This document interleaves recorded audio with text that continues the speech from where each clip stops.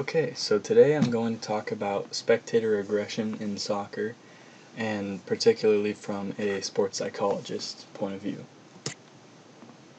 So I thought I'd start out with some causes of spectator aggression.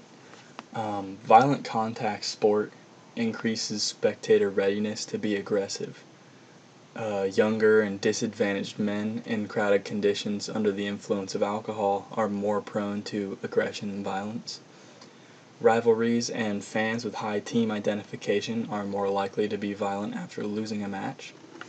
And small-scale aggressive acts on the field increase likelihood of spectator aggression. So, a lot of spectators, when watching some sports, according to some research, enjoy the sport more with some small acts of aggression. And that's troubling to some sports psychologists, and they haven't really found an answer to that or a way to fix it. But generally, there are some things you can do to keep a sporting function under control. And the first step is obviously to find the reasons for spectator aggression. Here I'm going to talk a little bit about social identity theory. So, social identity theory suggests that people have a basic need to be part of a group for social identification and for self-esteem needs. So when we're part of a group, we have a better idea of who we are, and we're happier about who we are. This social identity theory is tied into being a spectator of a team, a particular team that you're a fan of. So in relation to sports, it means that people have a strong need to identify with their chosen team. It could be their hometown team, or they could have other reasons to support a particular team. So conflicting or rival teams are tied to self-esteem and sense of self, which can lead to aggression and tension between groups. This doesn't even necessarily have to be between rival teams, because social identity theory suggests that if someone identifies with one group and that group is competing against another group in a sporting event or in any other realm, that this competition makes the members of each group want to protect their group, and they're more willing to be aggressive, and their behavior changes because of their identification with that social group. So here are some more causes that weren't addressed as much in the text. So attitude before a match is a big factor, as fans can bring their problems from other parts of life into the match. Lack of ability to let out stress and frustration at work and at home leads to a build-up, and the high energy atmosphere of sporting events and hype surrounding big matches causes people to be more likely to commit aggressive acts. So this really means that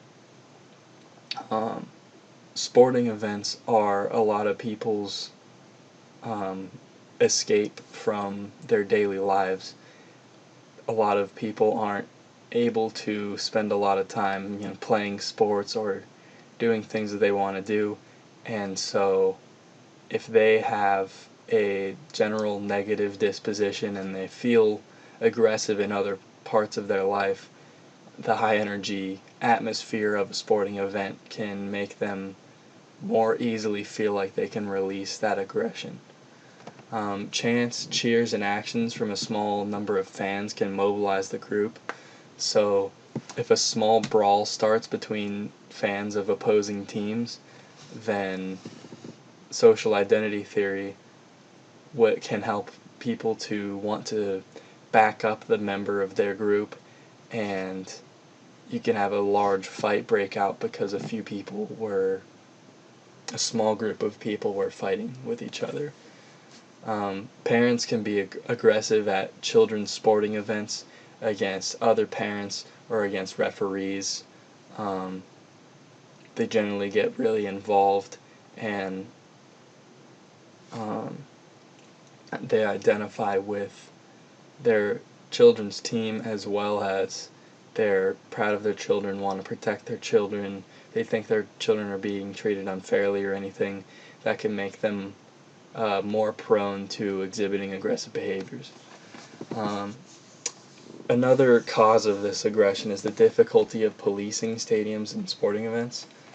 It is a known fact how hard it is to police large groups of people, but it gets especially hard in stadiums and sporting events because you don't want to, as a organizer for the event or an owner of a sports team, you don't want to discourage people from being dedicated fans to your team, because that's what makes people show up to games and that's what sells merchandise and keeps the team going.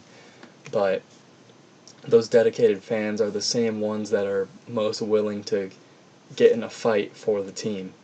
So the combined difficulty of policing a stadium with the vested interest that the teams have in having hardcore fans makes it hard to stop violent actions and aggression after it breaks out.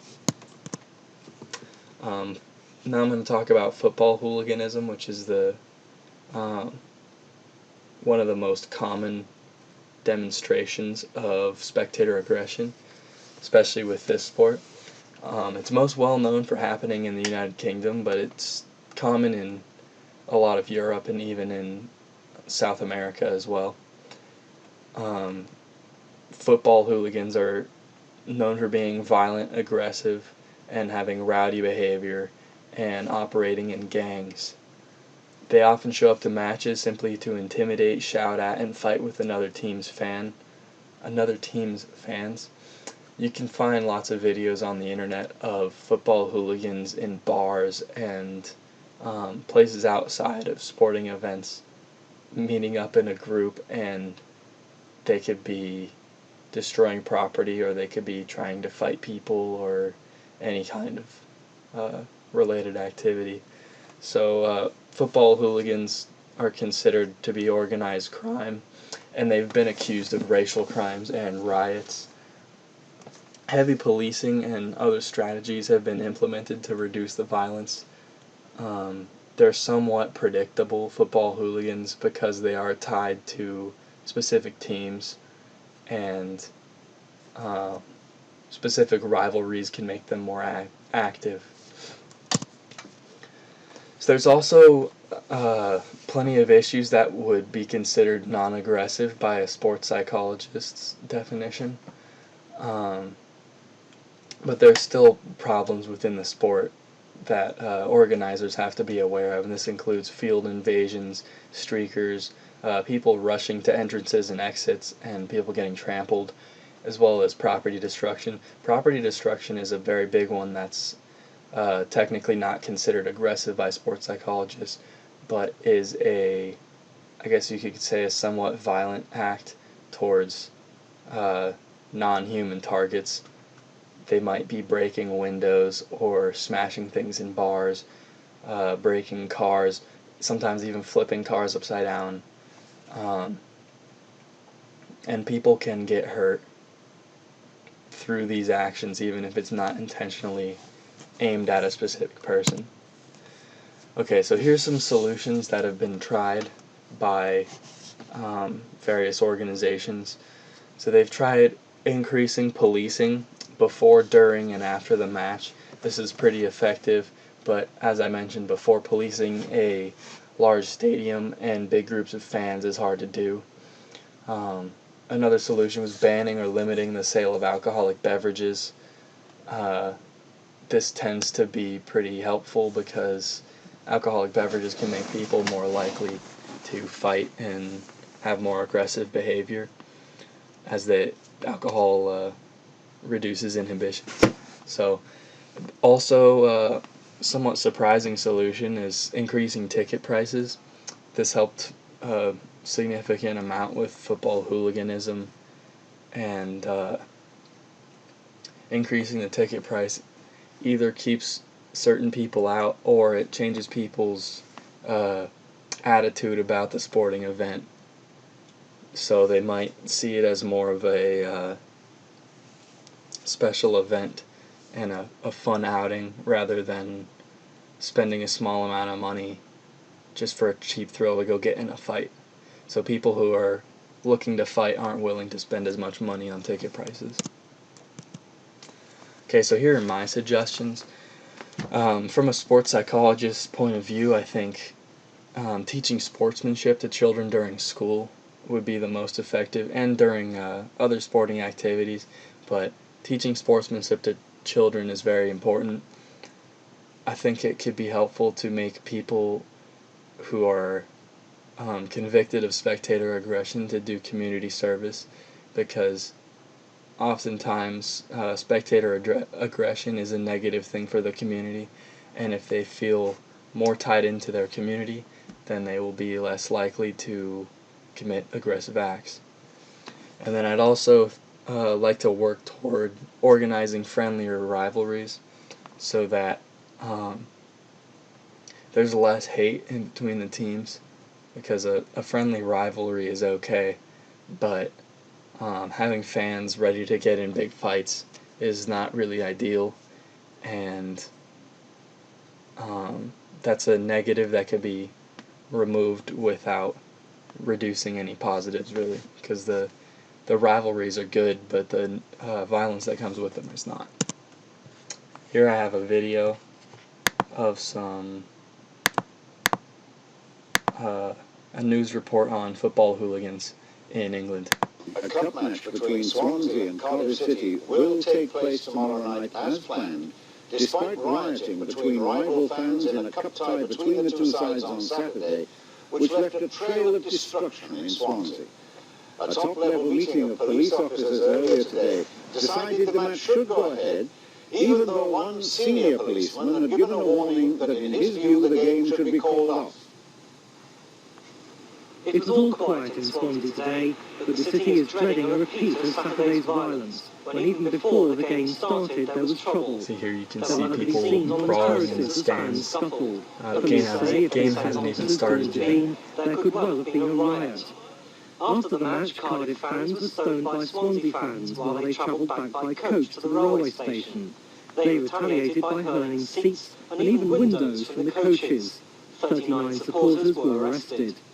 Police Superintendent Mel Poole says many fans were simply there to make trouble and wants tomorrow's Autoglass Cup match called off.